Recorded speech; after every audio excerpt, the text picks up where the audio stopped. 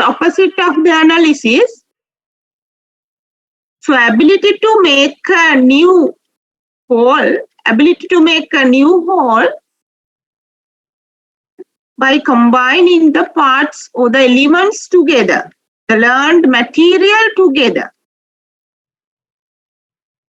to compose a poem, right? Or to write an essay. So the student has to combine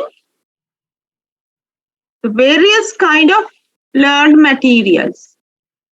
As example, in writing an essay, the grammar, maybe grammar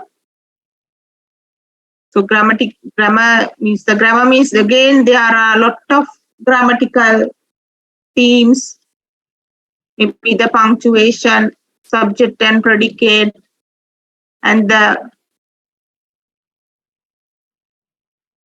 so then the evaluation is ability to criticize. So ability to criticize is the evaluation, ability to evaluate. So ability to criticize or ability to judge. So ability to see pros and cons is the evaluation. So why we need them? Why we need to know the levels, right? So we cannot address the synthesis level without completing the lowest levels under the below the synthesis. So if we want to make a good learning environment, if we want to create a good learning environment, so we should move gradually, the stepwise, first knowledge, without discussing the concepts in that particular subject matter, right? So the student cannot understand it. The first part of the teacher or the instructor is to arrange the basic component, the basic concept of that particular subject or a course. Then only gradually the learners move to the next level, the comprehension, or they can interpret, sometimes explain. So without the basic knowledge, one cannot explain that particular content. So without knowledge and comprehension, the understanding the learned material, the one cannot apply that learned material in a new situation. So if we can apply, only we can analyze them into its component or its various kind of elements. Then if we know if we can break down into its elements, then gradually one can combine them together to make a new whole. The final expectation, the highest level is what? So after achieving all, finally the learner can criticize the given material. So that is the highest expected level. So simple level to the complex level. So in writing learning outcomes, under the cognitive domain or the cognitive area, the mental skills, mental or the intellectual abilities, first we should address the lowest. Gradually we can move to the higher levels. So any question? Now this is time to ask.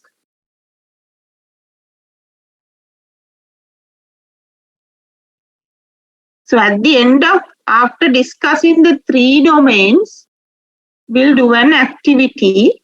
So I will give some learning outcomes. Then you can divide them into cognitive, affective, and psychomotor. First, we should identify the areas before planning any assessment or any learning process. So any learning process, most probably, the cognitive is the most compulsory part. Why? To develop the affective, first we should discuss the cognitive part.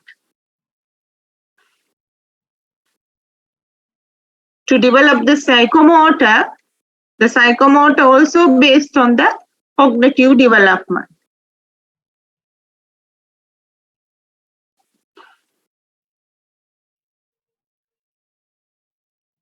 Right? So again, you can see there is a concept, original domain in cognitive domain and new domain under the cognitive domain. So cognitive domain, so there is a original domain and new domain. So original domain is the Bloom's classification in cognitive domain. And the new domain, the Bloom's follower, Anderson, in 2001, introduced new domain for their cognitive domain. So there you can see the differences, basically the naming the levels, right? Here knowledge, then just Anderson renamed it as remembering. And the comprehension revised as understanding. So the name just actually what is knowledge, the memorizing or the recalling and the remembering ability. So if I ask a question, what's the evaluation? What's educational evaluation? What's educational assessment? So if you know the answer for my question, so that's remembering. Nothing, just remembering only, not understanding. Right? So just to recall the learned material. So then the remembering, understanding, apply, and basically again there is a key feature here. So according to the Bloom's taxonomy, the highest level is the evaluation. But Anderson criticized it and revised the domain, the highest level, as the synthesis, and he renamed it as creating. The creating something. So that's the make a new whole, the mental product of the learner. So writing an essay is a mental product of a learner. Planning something, propose suggestions to any problem, propose solutions for any problem. So that's the creativity of the learner. So according to the Anderson, that was the highest level according to when we consider the intellectual abilities or mental skills. According to the Anderson, creating is the highest level. So he renamed the synthesis as the creating. So again, you can just look at the same idea. He renamed the levels, and the last 2 levels changes, the levels changes. The According to the Anderson, the highest level is the creating. According to the Bloom, the highest level is the evaluation.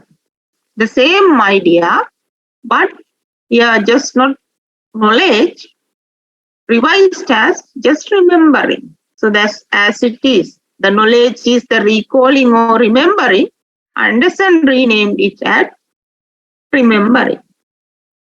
So now what's cognitive? The intellectual or mental skills of a person. So what's the intention of a teaching learning process? To develop the cognitive domain. So what's cognitive domain? The intellectual or the mental skills, developing intellectual or mental skills. So to reach the more and more for the high levels, high order levels, we should start from the lowest level. Without completing the lowest levels, we cannot reach to the highest level. So then the teaching learning process should go to simple to complex. Simple level to the complex level. Right? So that's simple to complex or the simple to the highest level. Then the affective. Right? So affective deals with the hearts. Right? According to the Gandhi, we said the last day, 3H. Head is the mental skills. Heart is the our qualities. Right? So how we can develop sometimes our appreciations, feelings, emotions, values, attitudes, motivations. So the affective domain, the developing affective characteristics or the affective traits is a very important part in any teaching learning process.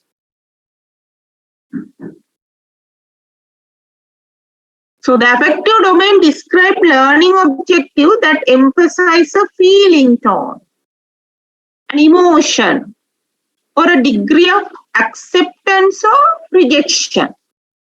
So good habits, after the teaching learning process, what is the effort is to accept the good habit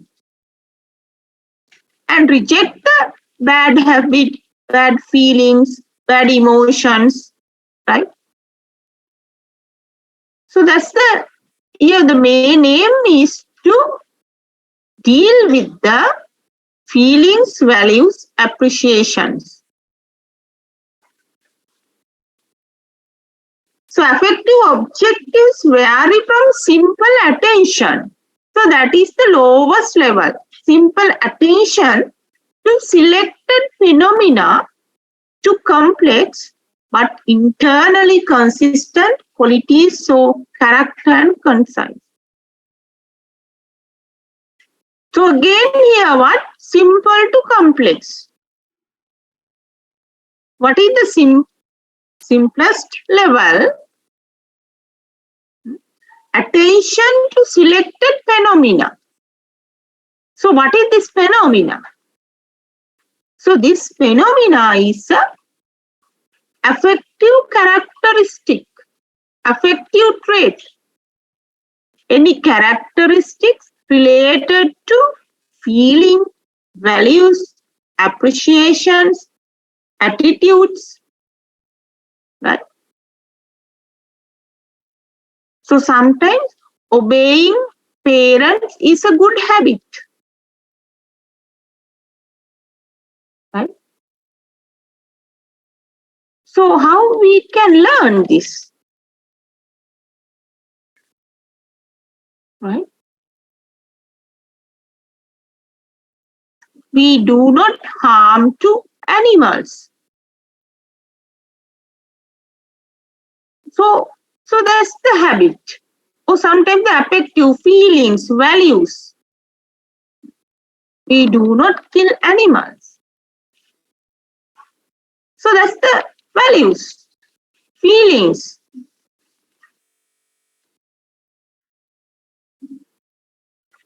So anyhow, not the cognitive development, the affective development is a lifelong process. Sometimes we said what? Long-term process. Just we cannot change the attitudes of our students. Sometimes there are feelings, motives. But under the cognitive domain, so we expect at the end of the teaching learning process, the student should acquire the related content.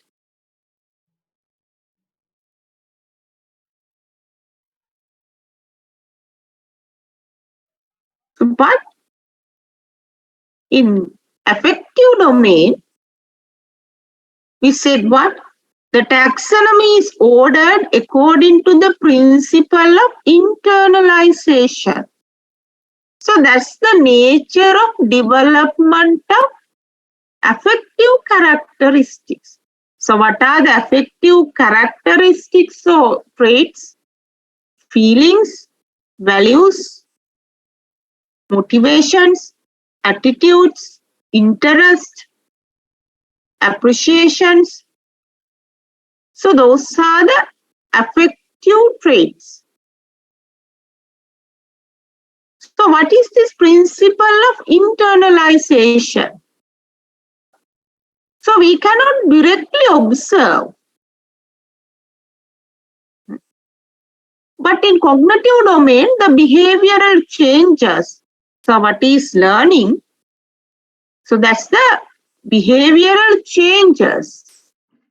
Learning is a behavior change under the cognitive, affective or psychomotor domain. So the expected behavioral changes under the cognitive domain, we can directly observe. How we can observe? Simply by asking a question, we can observe whether they have reached to, whether the student have reached to that particular objective or not, particular behavioral outcome. But in the affective domain, it takes time to develop the affective qualities. So internalization refers to the process whereby a person affects towards an object. So object is again what? Any quality, the bad or good quality. Maybe good feelings, empathy, helping others. So those are the learned qualities. How we help others. Do we criticize others? Do I appreciate others? Do I value the others' attempts? So what's the feelings? Sympathetic feeling or empathetic feeling? So what's the towards an object? Passes from a general awareness level. So that's the general awareness level. How we aware about the emotional or how we aware about the affective qualities. How you aware or how we aware about the affective qualities.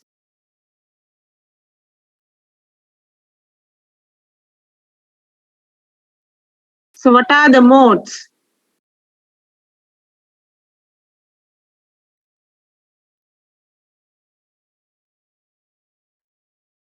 How we receive the general awareness. Simply we know. How we know?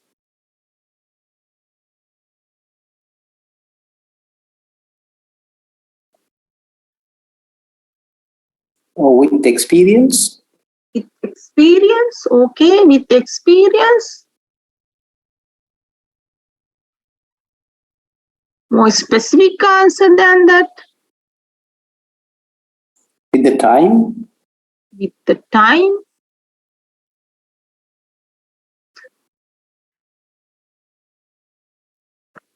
How we aware? With the time, with the experiences.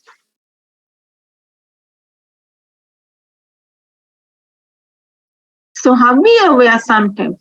Killing animals is a bad habit. Helping others is a good habit.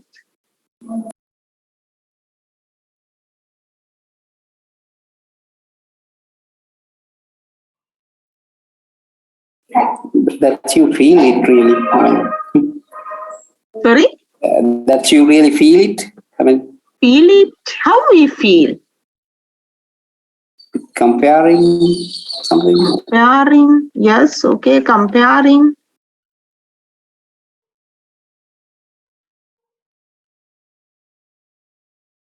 Observing. Observing, very good. The one method, the one mode is by observing. So that's why the earlier said the experience, the experiencing. So how we experience, we observe, right? Observation learning.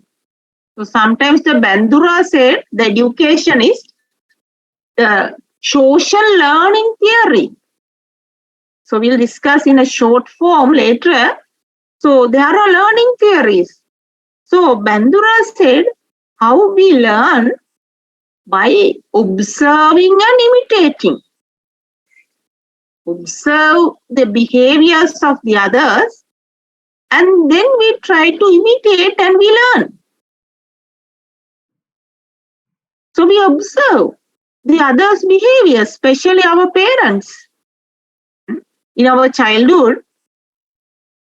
So we observe the behaviors of our parents, family members, neighbors, sometimes what? The television, watching a drama. So we are observing.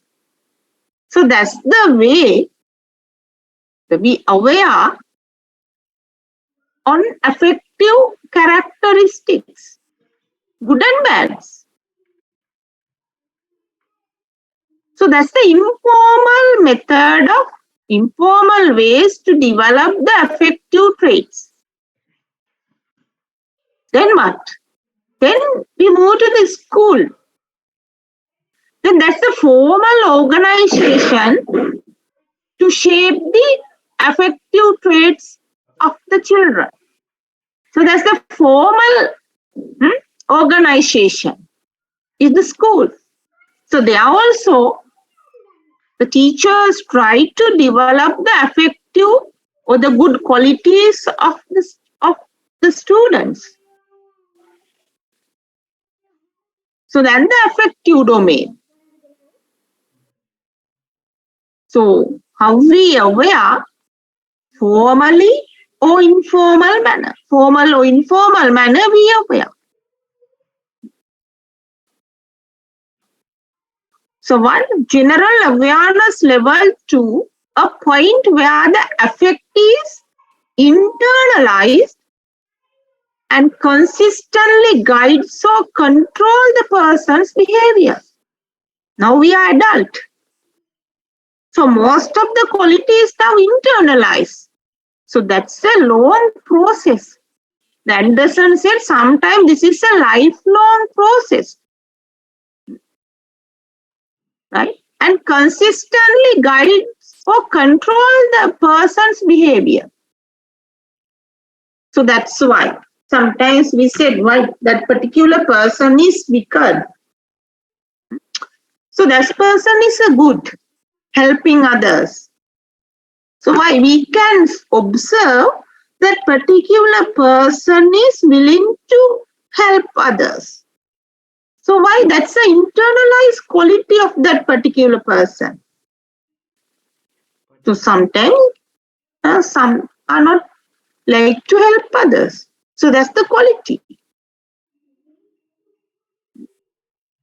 So after the internalization is a long-term process, after internalize some quality, so we behave in some consistent manner. Consistency. Our behavior, we behave in consistent manner. So that's the nature of the affective domain.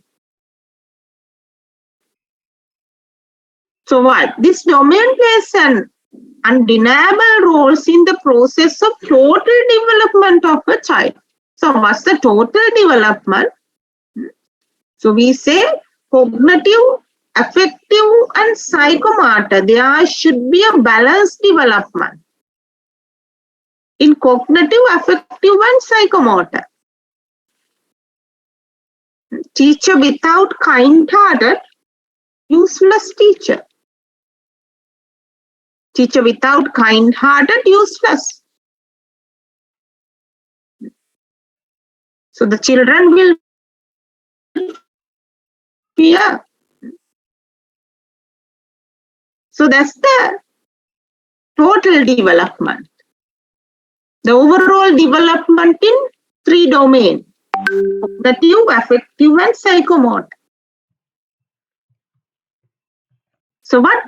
Again, affective domain can be the major domain that direct learning. So that's the why. Motivation includes in affective domain feelings, enthusiasms. So then, so to motivate towards the learning, the affective domain is important.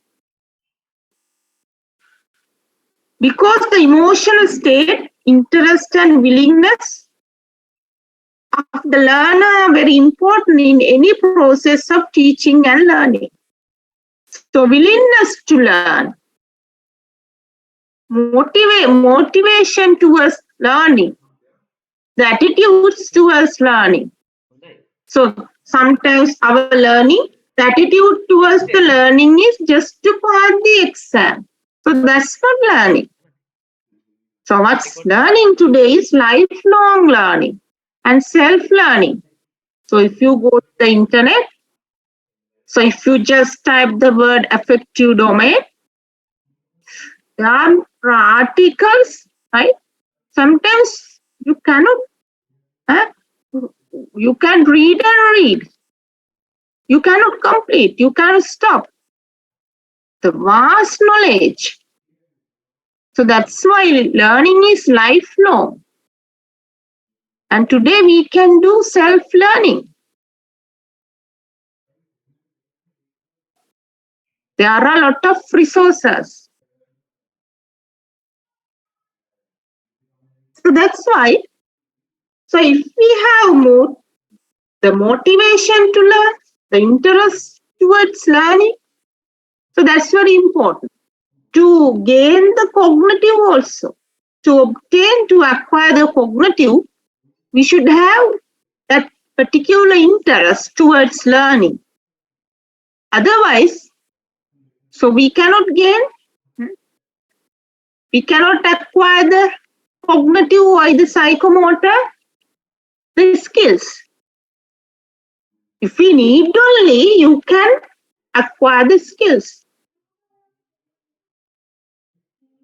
So if you do not have an interest towards learning, we cannot gain either cognitive or psychomotor skills. So that's why sometimes the education is criticized. So this is very important. The affective domain is very important. That directs the learning. Then you can see under the affective domain, there are 5 levels. The lowest is the receiving or the attending. So that is the awareness level. Willing to be aware of the setting or situation. Willing to be aware of the good or bad. Helping others is a good habit. Sometimes how we aware that particular material, observing a teledrama, that can be happen. Sometimes observing a cartoon in early childhood. The receiving. The receiving can be done formally or informal manner. Then responding. Willingness to participate. Willingness to act out. Willingness to behave in that manner. So then I too feel, yes, helping others is a good habit. I should help. So that's the responding. Then valuing. So then what? Motivated to behave in the same manner. So sometimes why? So we like to commit to it. So that's my commitment. So that's the policy. That's the principle in life. So value this. I value helping others, and always I am trying to helping others. So that's the valuing, admiring, yes, that's good quality. I should follow it and tries to behave according to that learned quality. Then organizing, the values become systematic.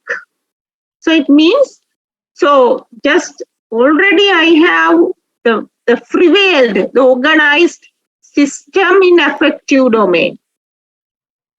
So gradually, what day by day, what we are doing, especially in our childhood, not now actually, right? So now we have the very well organized or internalized system in affective domain as adult. So in our childhood, what happened? So day by day, gradually, so we gather each various kind of values or the attitudes, characteristics, attitude traits. So what we do, so gradually we combine them.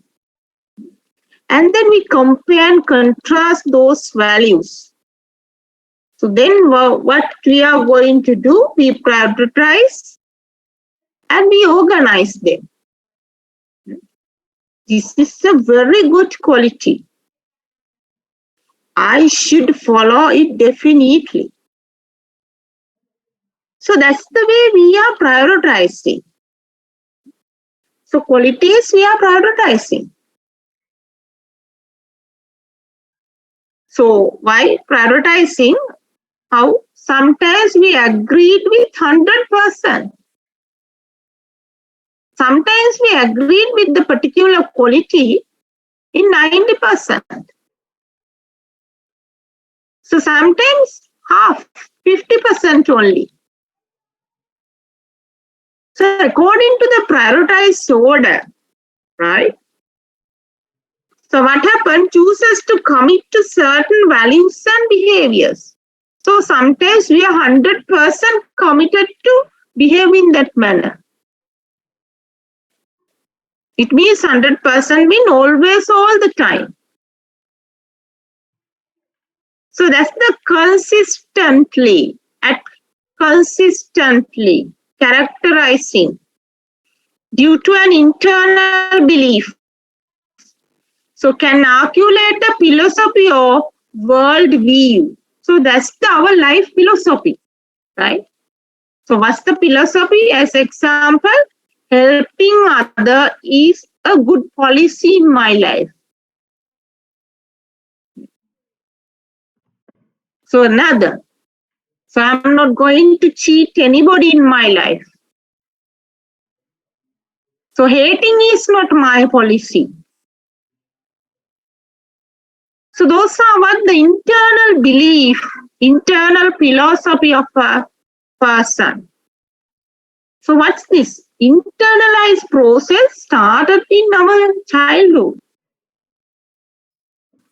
Now actually as adult, so we have well organized belief or attitudes or affective system. So that's the characterization. So the others can observe. If the others observe our behaviors, they will label us. Yes, this lady, she's this kind of lady. So why? So that's the way they can observe our philosophy, our way of life, how we behave. So that's the characterizing. So sometimes we say the characterization. So what you can see what? So respond accordingly based on values, develops and lives by a code of personal behavior. So we have our own code of ethics to behave. So according to the internalized belief, values, attitudes, so we behave. So behavior depends on our internalized process. What we admire, what we value, what we appreciate. So accordingly we behave. So that's our philosophy, way of life. So that's the characterizing. So this is a lifelong process, internalized process. So developing characteristics or the good qualities of a person, not an easy task. Just we can read the cognitive domain, the cognitive or the material, the content or knowledge we can gain at any time. Just vast resources. We search just internet, just type the word, we can download lot of learning material. So at any time we can acquire, we can reach to the cognitive or the content, we can acquire the content, the knowledge. But effective, that's not that. So that's the lifelong process. We have to commit. We should do commitment towards our values and behaviors.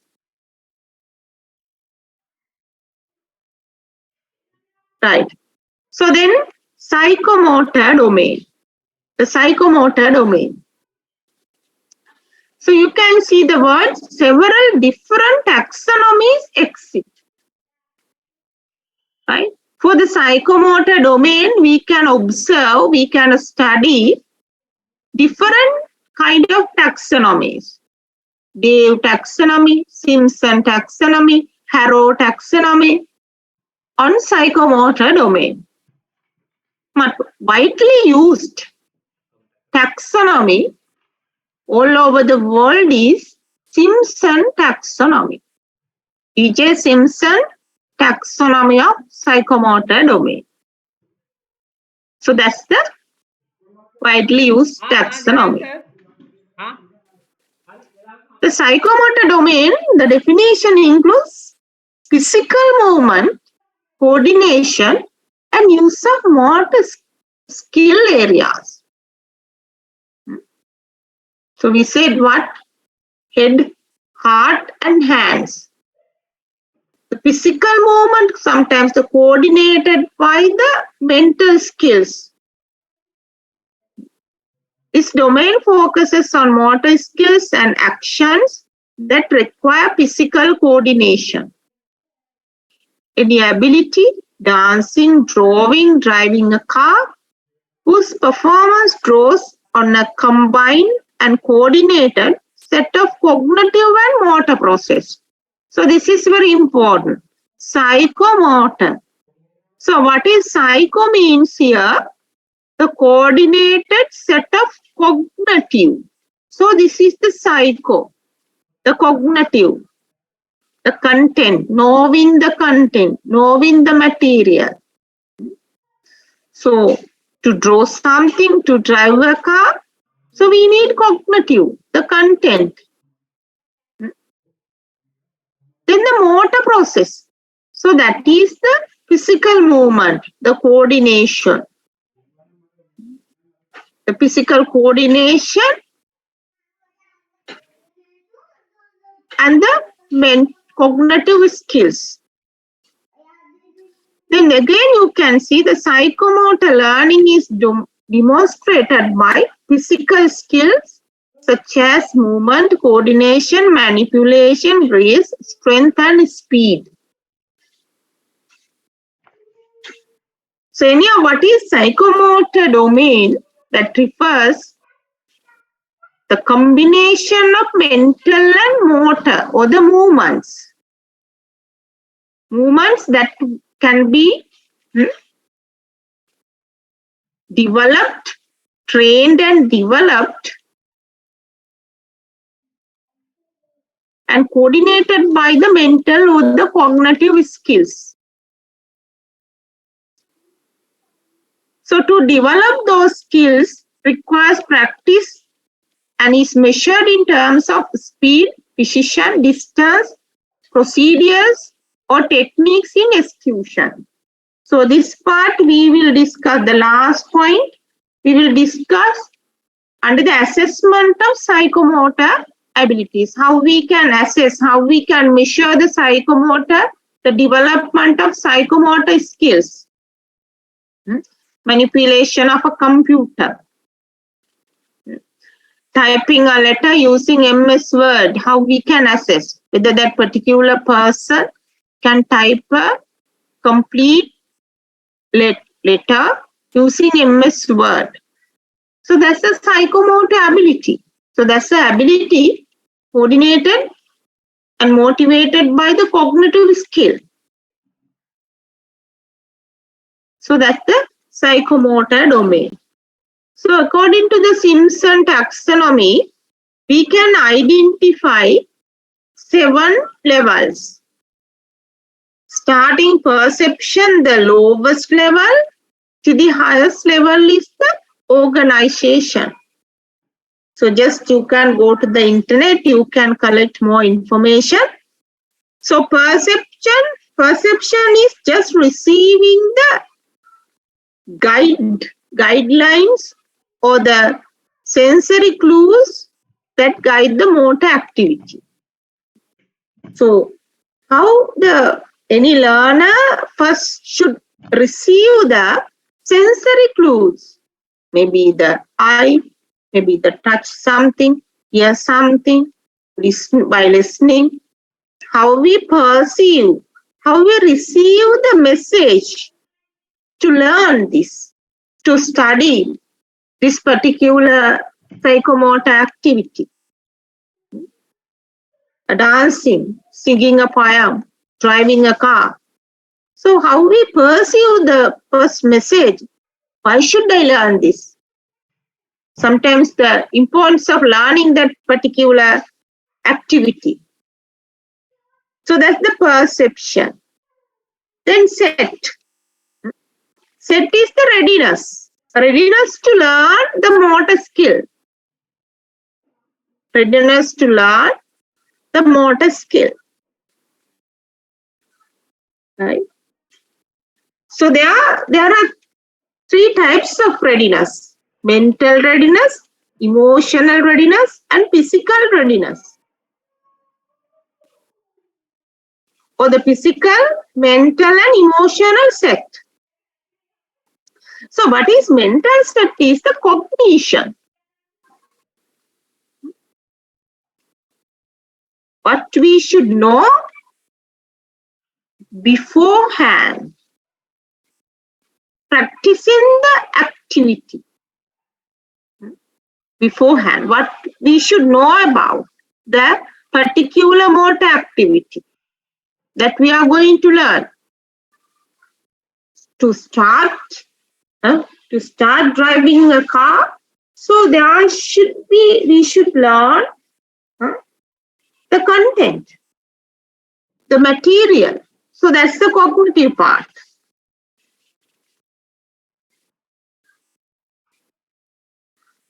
Then the emotionally is the interest towards to learning. So that's why affective. The interest interest towards the learning. Why should I learn? So what are the importance of learning?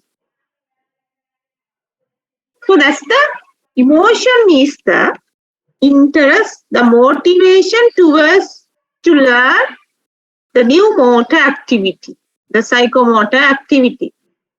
Then the physical readiness, sometimes the material that we needed, right? Sometimes our physical fitness. So those are the physical readiness. So if you want to learn how to type, how to write a letter using MS Word, sometimes without a computer, so we cannot practice. So that's the physical material that we want to practice that particular motor activity. How to use the Excel to do the calculations.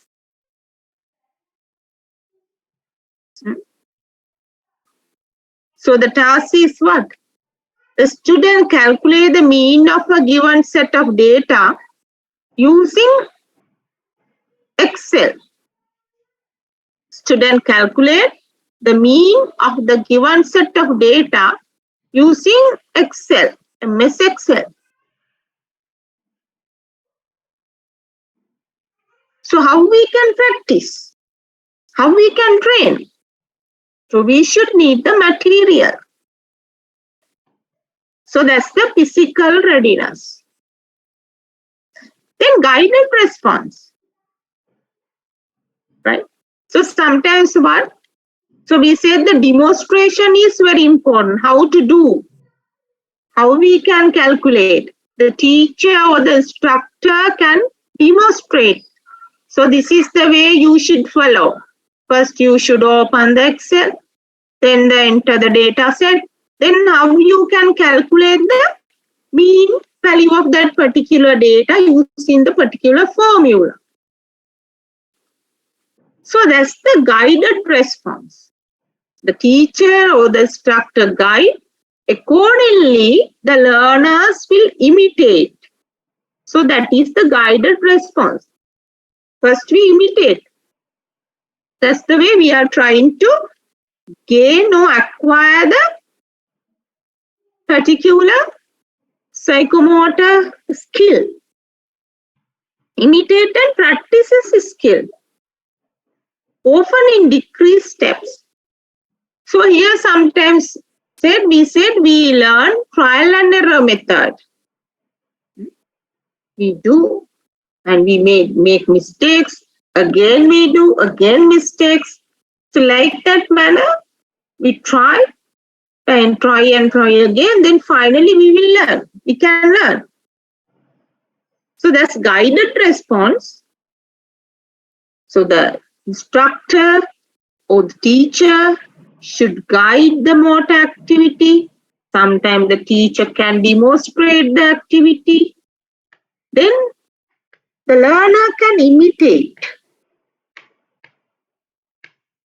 Then again the next level, the mechanism. So Performance acts with increasing efficiency, confidence, and proficiency. So proficiency level. Just after the guidance, so what the learner can do, learner can practice the skill again and again. So then just after the guidance response, the learner can reach to the mechanism level. Just after the guided response, sometimes 2-3 practices, then the learner can reach to the mechanism level. So how is the performance then? Performance act with the increasing efficiency. Not 100% sure. No confidence. Can you do this? No, I can't yet.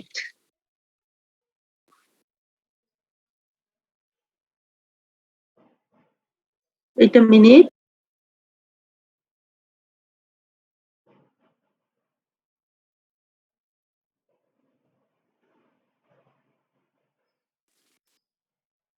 Wait a minute.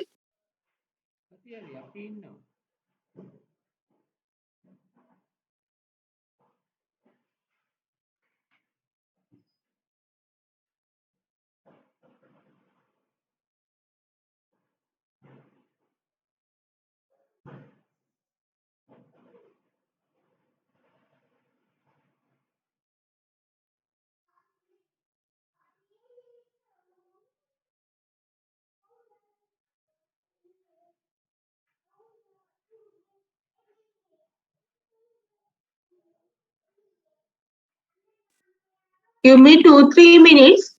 Then I will assign you a task, right? Go through these 5 learning outcomes and write down whether they are representing cognitive or psychomotor or affective domain. Just first 5, right? Whether they are representing affective, psychomotor, or cognitive domain.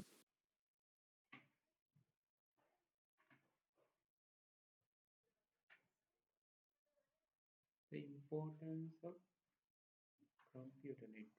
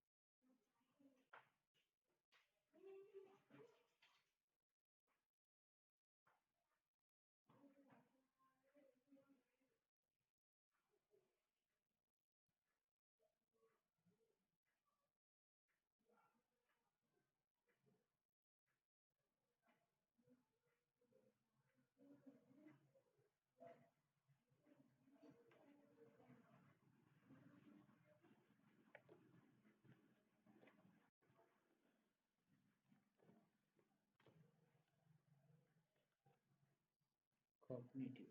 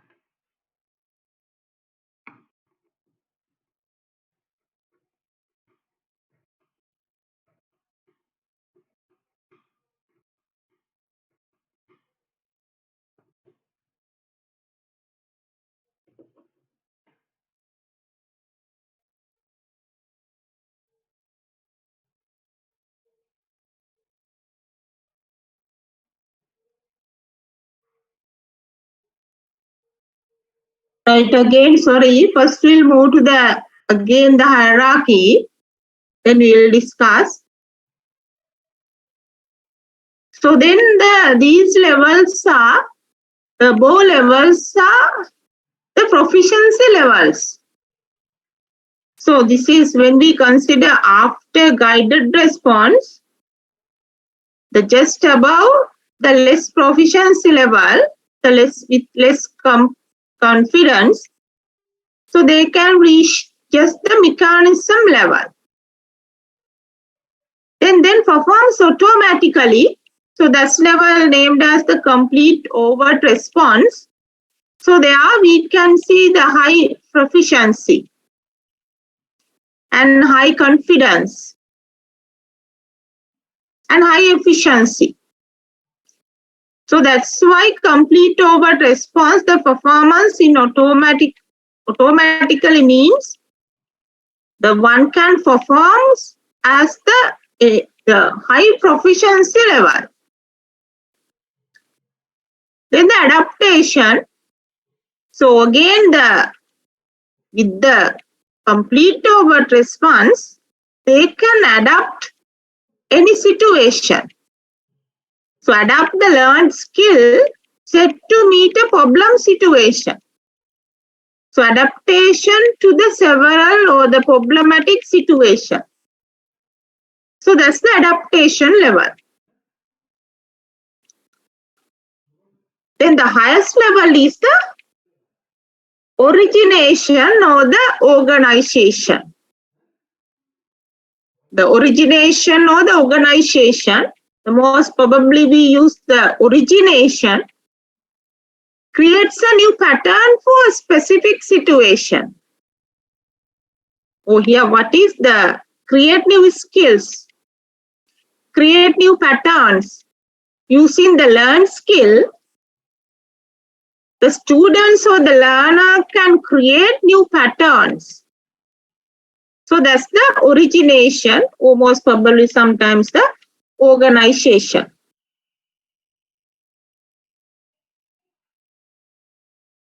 So those are the levels under the Simpson taxonomy. The first we receive the guidance or the clues or the hints towards a particular skill. So in the first step, most probably in the 3 steps, the teacher's part is more important. Perception, set and guided response. The teacher's part is more important. Then the mechanism, complex overt response, the learner's part is more important. Without practicing the learned skill, the learner cannot reach to those levels. So if the learner give up the practicing, so they will stop just mechanism level. Right? So they cannot perform sometimes in an accurate manner without mistakes.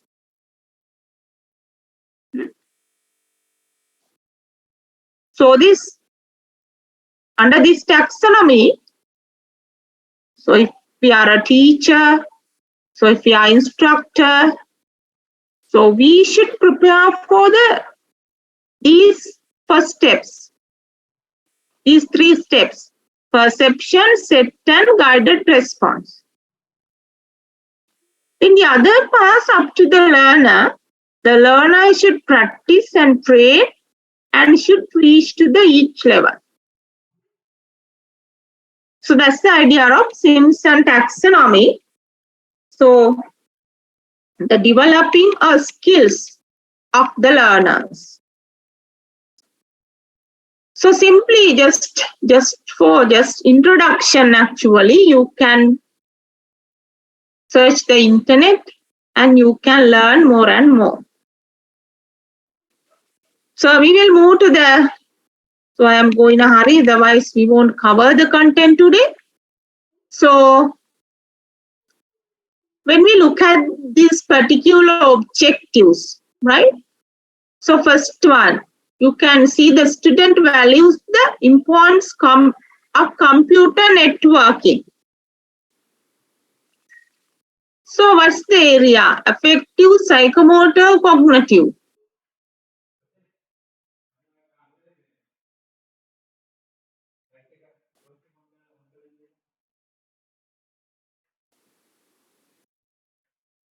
Yes, first one, the representing area of this particular statement.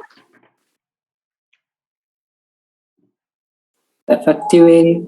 Affective area, right?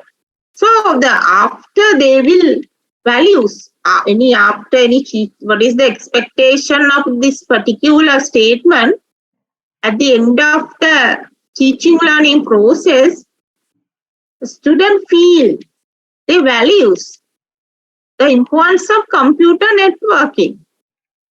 So that's related to the changing of the attitudes, values of the student or the learner.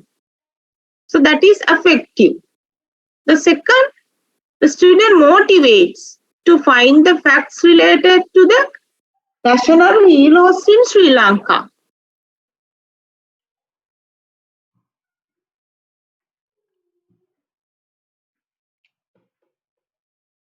Yes, That's also effective. affective. Yes, so that's the tendency towards the motivation to find out, right? So again, some kind of affective related objective. Student follow the security precautions related to the instrument in getting accurate observations.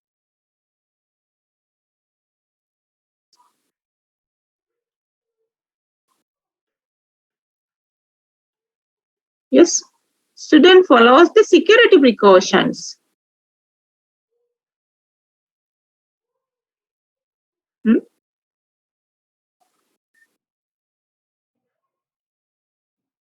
Again, affective, right? Affective.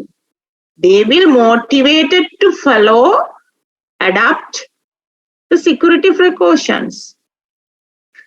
Then the fourth one, student compare and contrast the official letters with the other two types of letters. What's that? Cognitive. Cognitive.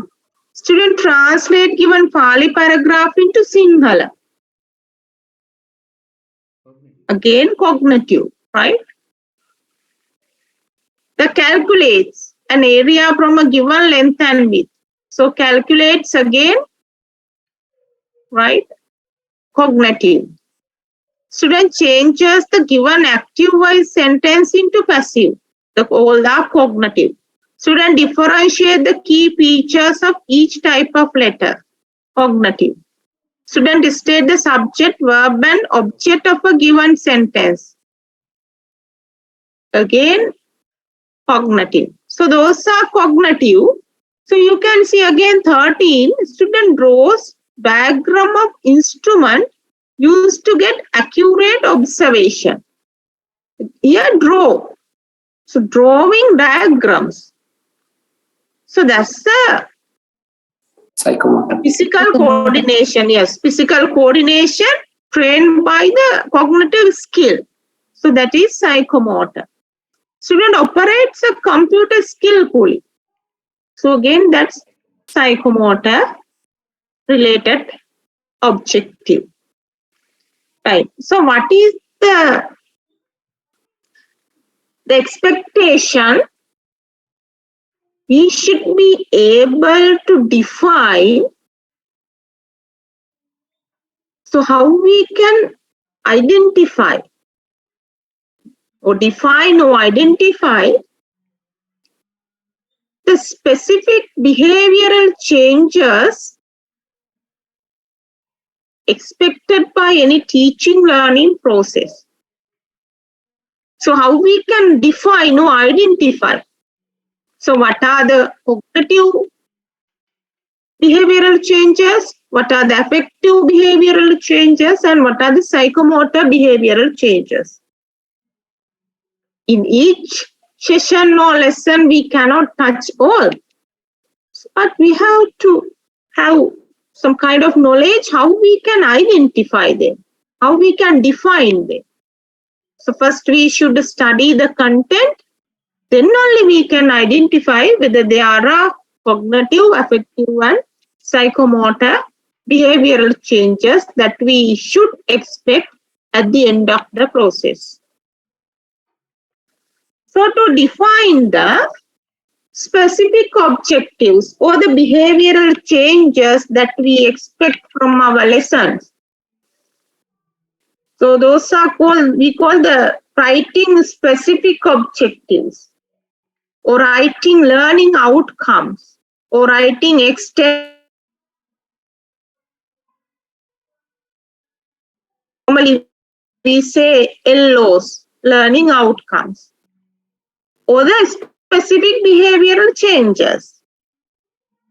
So the specific objective should be observable, measurable and specific behavior. So we have to mention in our objective, so what is specific behavior that we expect at the end of the teaching learning process. So the behavioral changes that we expect should be observable. So we should be observed. Otherwise, we cannot measure. If it is observable, then only we can measure that particular objective, whether the learner has reached or not. Otherwise, we cannot measure. Then how? In writing objectives, we should write them in behavioral and observable form. Measurable and observable form. In a specific, the mentioning the specific behavior that we expect. So because of that, in writing objectives, so we should include the following features in writing a specific objective.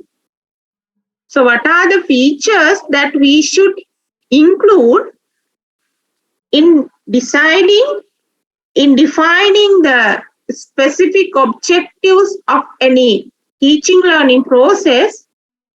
There should be a doer. So doer is normal the student or the learner. So what we expect, so those days we are talking about student-centered learning. So this is not a student-centered. Now this is a instructor or the teacher-centered. So I am talking and talking. So today that's why. So I want to cover a vast content with a short time. So that's why no activity today. The next activity. So this is teacher-centered. So what the most important in learning is the making the process student-centered. So that's important. So sometimes the guided learning. So doer is the student. Then observable behavior. So how we can observe the behavior. So there should be observable behavior as proof of learning.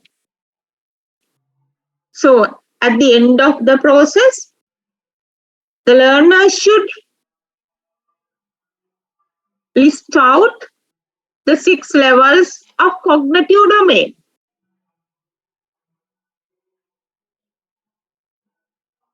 Right? So that's the observable behavior list out.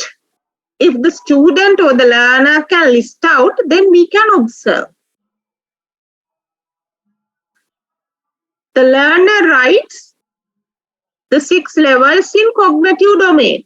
The writes. If the learner can write So we can observe.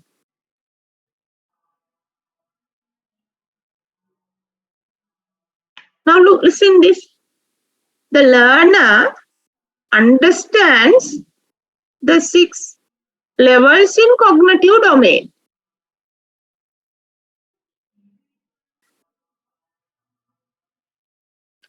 What do you feel?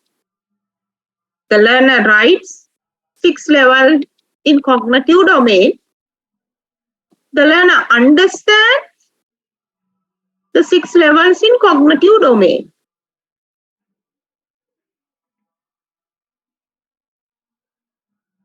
What is the difference between these two statements?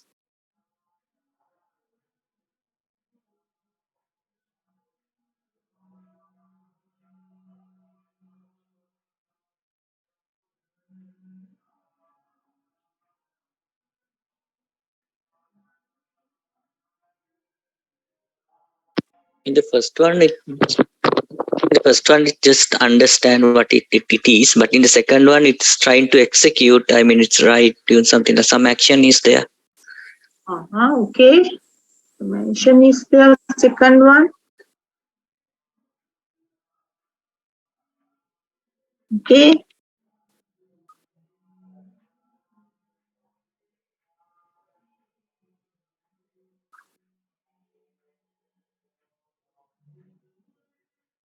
In the second one, how can you observe the behavioral change? Is there a way to observe the behavioral change? In the second one? So can you observe whether they are understanding or not? Whether they have understood or not? How can you? So that's the question.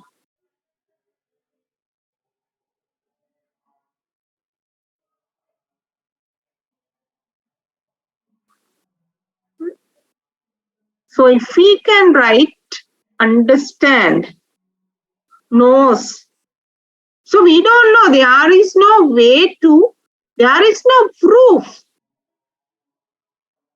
to observe or to measure. So if the learner can tell, writes, list out, explain, describe, then we can observe the behavior. Right? So there is a proof to observe. They can list out, write down, tells, explain, describe, differentiate, categorize. So then we can observe the expected behavior. But if we use understand, comprehend, knows, so there is no way to observe. So we call then the behavior is unobservable. So that's why we should have to use an action verb that we can observe, that we can observe the behavior. So what we expect as a result of learning. So if we write, student understands the 6 levels of cognitive domain, so there is no way to observe. Why? The understand is internalized process in our brain. So without understanding, they cannot write. They cannot tell. That's true. But understand is an internalized process. Because of that, we should form that particular action verb into observable behavior. If they understand, only they can write or tell. They can describe. Stapler katta. But directly we cannot observe the word understand. So we have to transform that particular verb into observable behavior. So how we can transform that particular verb? So if we can rename it, describe, write, list out, name, then we can observe. So that's why in writing specific objectives, in defining specific objectives, so what we have to do, we should use an observable action verb. So that's a must. Then third is also a must, the output of the behavior. So that's the learning outcome of the behavior. So what we expect from the learner at the end of the process. So there should be some outcome or product of the behavior that should be observable. The student, the learner, describe briefly the 5 levels of affective domain.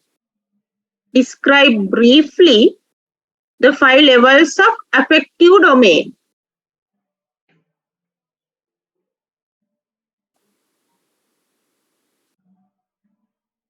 Right? So what we expect from our student or the learner, what should be able to do?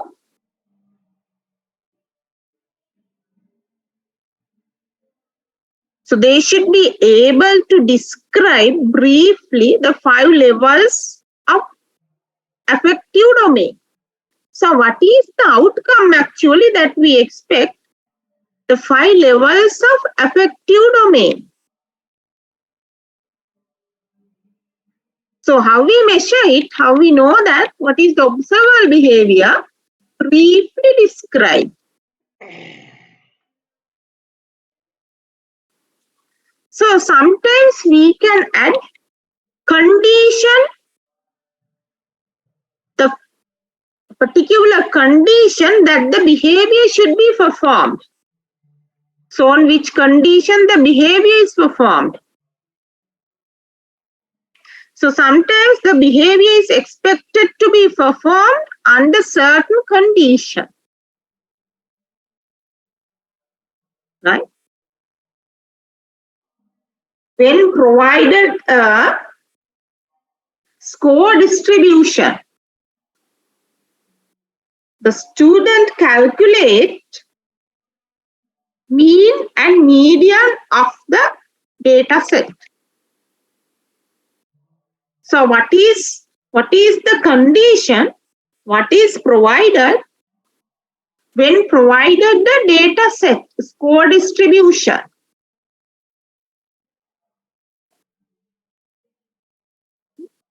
So that's the behavior is expected to be performed under certain condition. What's the condition? So they should use the given data set, not their own example. How they should perform the behavior, not taking their own example, how they should calculate using the given set of data. So that's the condition. So on which condition the behavior should be performed. Then sometimes finally we say what is criteria under which the behavior is achieved.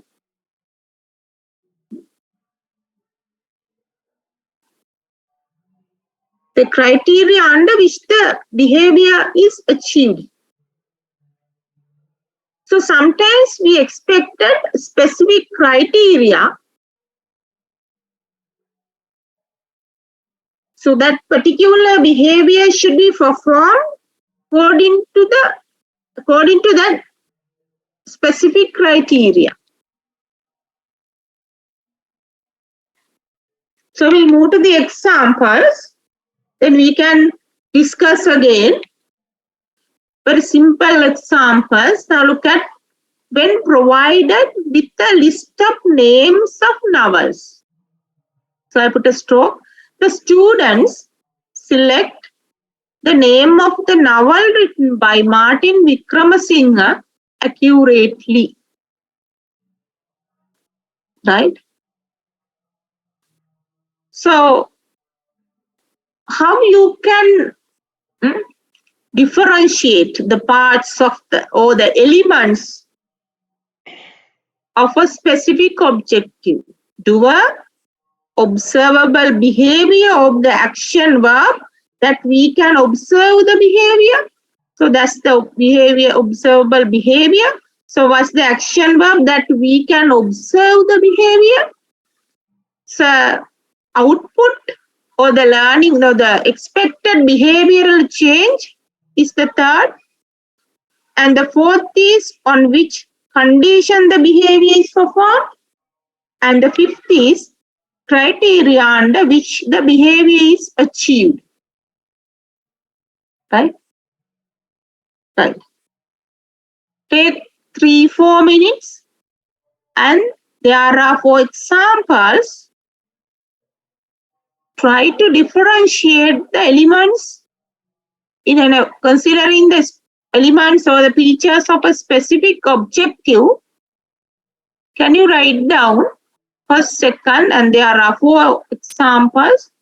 Can you write down the features in those objectives? Doer, observable behavior, output of the behavior or the learning outcome, whether there is a condition or whether there is a criterion level. Right. Take 4-5 minutes.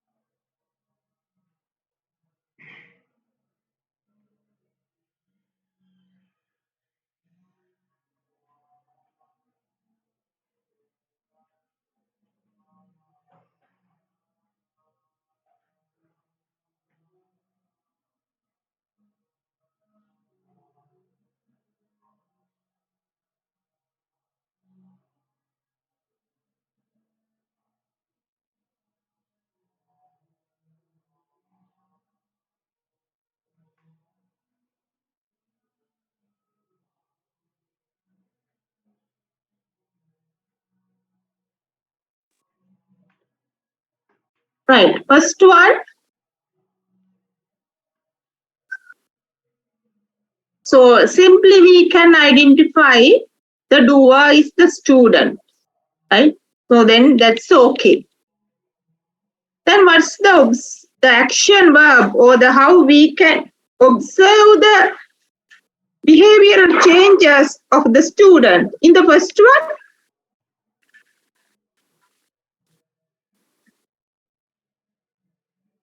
Select. select.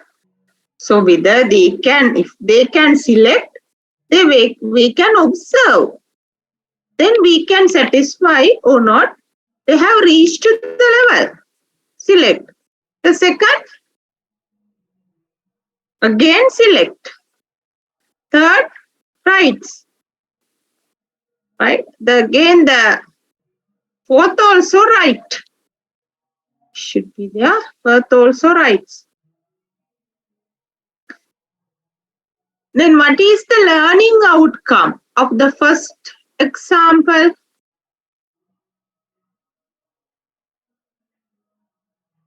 Learning outcome. What we expect from our student. So what is the behavioral change that we expect?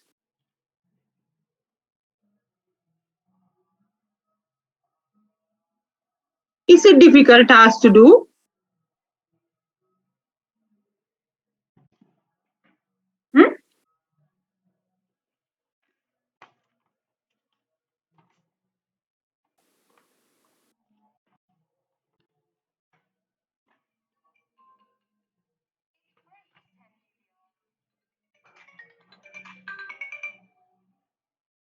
එළපුතේ.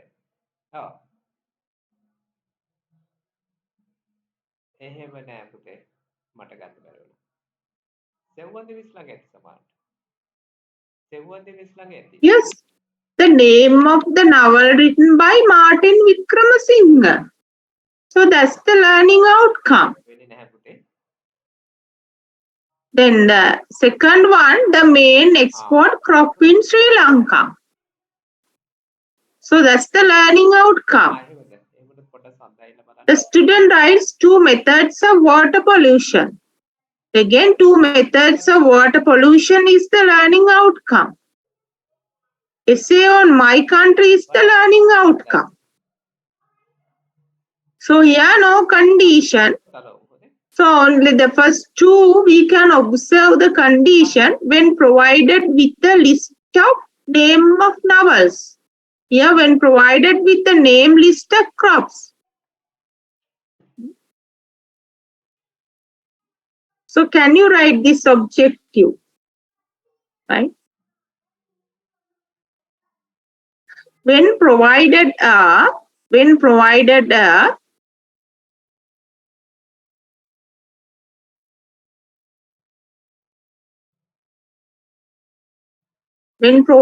an article from a newspaper, when provided an article from a newspaper,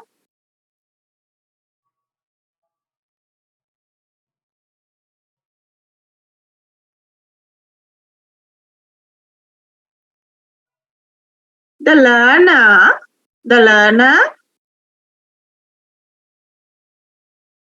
writes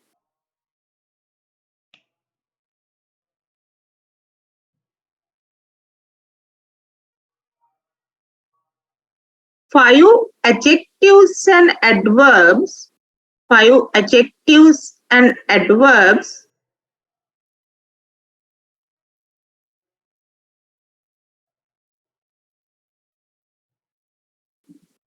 within 5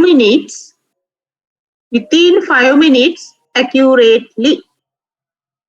Within 5 minutes accurately.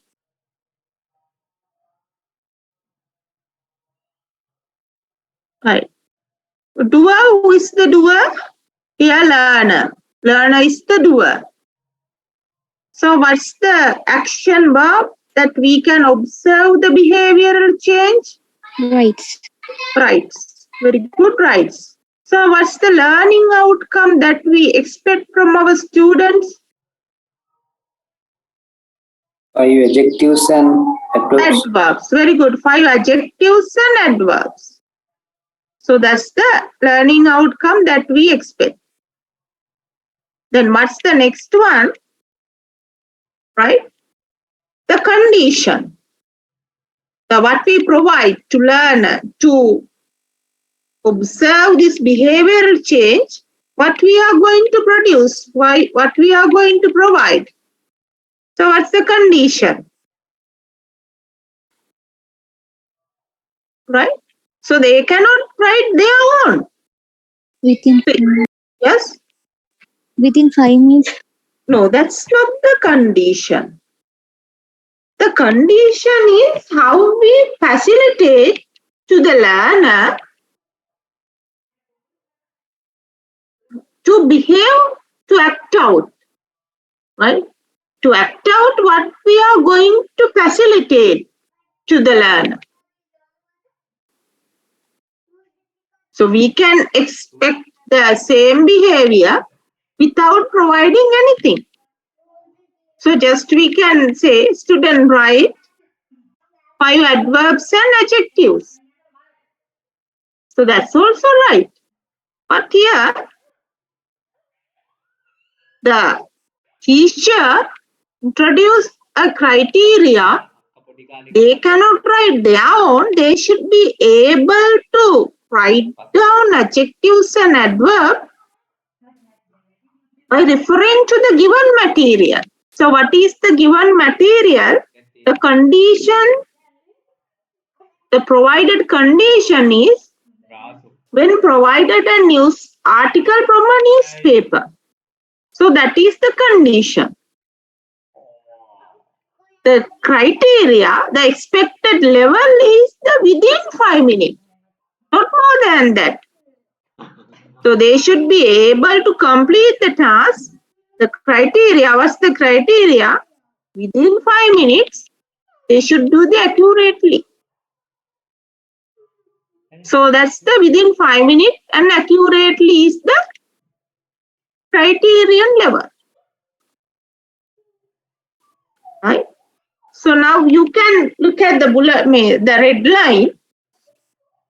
A more and more specific objective can contain all the 5 features. So those all 5 features we can include in writing more and more specific objectives. But so we can limit. However, second and third features are essential. Otherwise, they are not the learning outcomes. Right?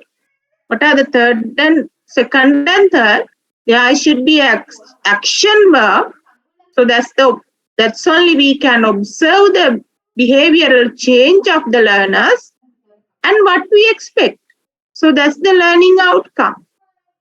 So otherwise it won't be a learning objective or a specific objective. So because of that, second and third features are essential to be a learning outcome. So that's all actually that I want to discuss today. So any question? It's time to discuss now.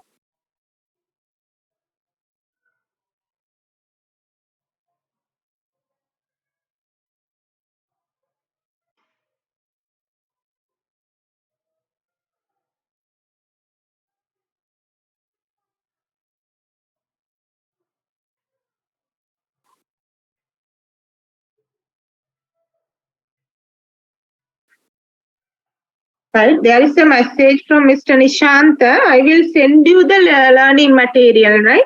Okay, madam. Then you can share. Okay, madam. Okay. Then we will wind up, right? Thank you, ma'am. Okay. Recording stop.